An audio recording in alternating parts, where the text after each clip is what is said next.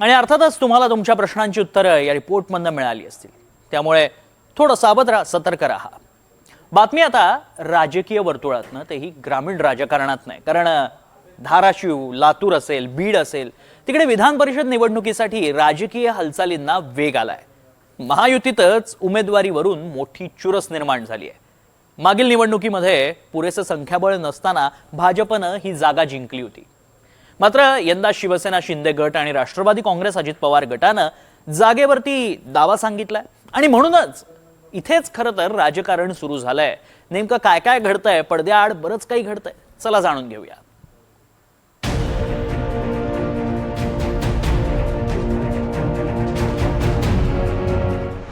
भाजपच्या जागेवर शिवसेना राष्ट्रवादीचा दावा। धाराशिवमध्ये महायुतीतच रस्सीखेच, इच्छुकांच्या बैठका आणि लॉबिंगला वेग।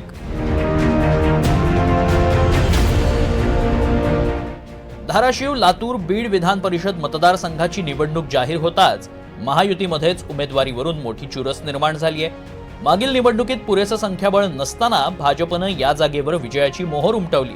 भाजपचे सुरेश धस हे याच जागेवरून विधान परिषदेत पोहोचले होते। मात्र यंदा परिस्थिती काहीशी वेगळी आहे।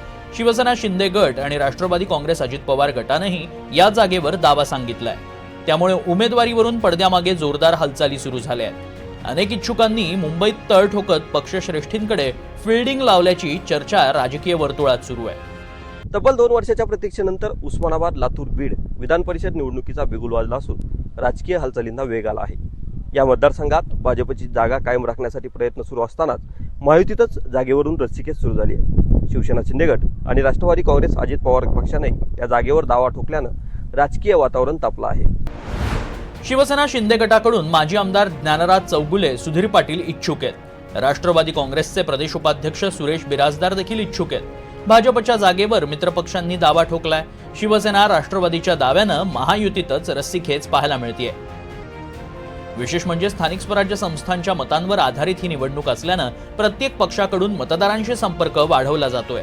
दुसरीकडे भाजपमधून माजी मंत्री बसवराज पाटील, अर्चना पाटील चाकूरकर, जिल्हाध्यक्ष दत्ता कुलकर्णी, माजी आमदार सुजितसिंह ठाकूर, आमदार राणा पाटील यांचा मुलगा मल्हार पाटील देखील इच्छुक आहे। यांची नावं सध्या चर्चेत आहेत। तर काँग्रेसचे माजी मंत्री मधुकरराव चव्हाण यांचे पुत्र सुनील चव्हाण यांचंही नाव राजकीय वर्तुळात चर्चेत आलंय। आता 2016 मध्ये ही लढत झाली होती भाजप आणि राष्ट्रवादी काँग्रेस। त्यावेळी जवळपास 75 मतांनी सुरेश धस हे या विधान परिषद निवडणुकीमध्ये विजयी झाले होते। आणि खरं तर मागचा संदर्भ अनेक लोक आता देखील देत आहेत, कारण 2016 निवडणुकीमध्ये महायुतीकडे पुरेसे संख्याबळ नसताना देखील सुरेश धस यांनी चमत्कार करीत आपलं वैयक्तिक वजन वापरत आणि आपले संबंध वापरून या ठिकाणी विजय मिळवला होता। त्यामुळे या निवडणुकीला एक वेगळं महत्त्व आहे। तरी देखील आज आपण कागदावर जर पाहिलं तर महायुती या ठिकाणी सक्षम दिसून येते। जवळपास 700 पेक्षा जास्त मतं ही त्यांच्याकडे आहे, तर एक 250च्या आसपास मतं ही महाविकास आघाडीकडे आहेत आणि अपक्ष आणि स्थानिक आघाड्या यांच्याकडे देखील या ठिकाणी मतांची मोठी बेरीज आहे। जवळपास 100 पेक्षा जास्त मतं ही स्थानिक विकास आघाड्यांकडे आणि अपक्षांकडे आहेत। या मतदारसंघाच्या राजकारणात आणखी एक महत्त्वाचा मुद्दा म्हणजे जिल्हानिहाय प्रतिनिधित्वाचा आहे। मागील काळात बीड आणि लातूर जिल्ह्याला विधान परिषदेत प्रतिनिधित्व करण्याची संधी मिळाली। त्यामुळे यंदा धाराशिव जिल्ह्यातील नेते मंडळी आणि कार्यकर्त्यांकडून धाराशिवला संधी मिळावी अशी जोरदार मागणी पुढे येतेय। स्थानिक नेतृत्वाला प्राधान्य द्यावं अशी भावना राजकीय वर्तुळातून व्यक्त होतीये।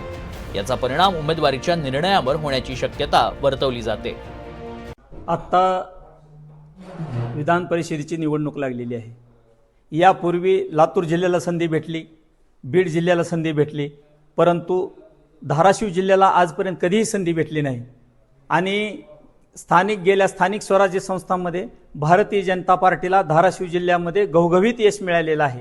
आणि म्हणून आम्हाला असं म्हणायचं की या उपर आम्हाला जर धाराशिव जिल्ह्याला संधी दिली तर आम्ही जीवाचं रान करून महाराष्ट्रामध्ये पहिल्या नंबरमध्ये विधान परिषदेची निवडणूक आम्ही निवडून दाखवू, हा विश्वास आम्हाला वाटतो। आणि एक पदाधिकारी म्हणून आम्हाला असं वाटतं की धाराशिव जिल्ह्याला पक्षश्रेष्ठीने संधी द्यावी ही विनंती। तर दुसरीकडे महाविकास आघाडीकडून काँग्रेसचे नेते आमदार अमित देशमुख यांचे बंधू धीरज देशमुख, मागील वेळी पराभूत झालेले अशोक जगदाळे, तर राष्ट्रवादी काँग्रेसकडून प्रतापसिंह पाटील इच्छुक आहेत। जरी संख्याबळ कमी असलं तरी या निवडणुकीत विजय मिळवता येतो हे मागील निवडणुकीत भाजपच्या सुरेश धस यांनी दाखवून दिलंय. त्यामुळेच महाविकास आघाडीकडून देखील इच्छुकांकडून उमेदवारीसाठी प्रयत्न सुरू आहेत. अशात पक्षीय बलाबल कसं आहे पाहूयात. महायुतीत भाजप 301, अजित पवार 168, शिवसेना 138, मवियात काँग्रेस 155, ठाकरे गट 32, राष्ट्रवादी शरद पवार गट 54, अपक्ष 25 आणि स्थानिक आघाडी 78 असं पक्षीय बलाबल आहे. त्यामुळे उमेदवारीवरून पडद्यामागे जोरदार हालचाली सुरू झाल्या आहेत. अशात पक्षश्रेष्ठी कोणाला संधी देतात याची उत्सुकता जिल्ह्यातील राजकीय वर्तुळाला आहे.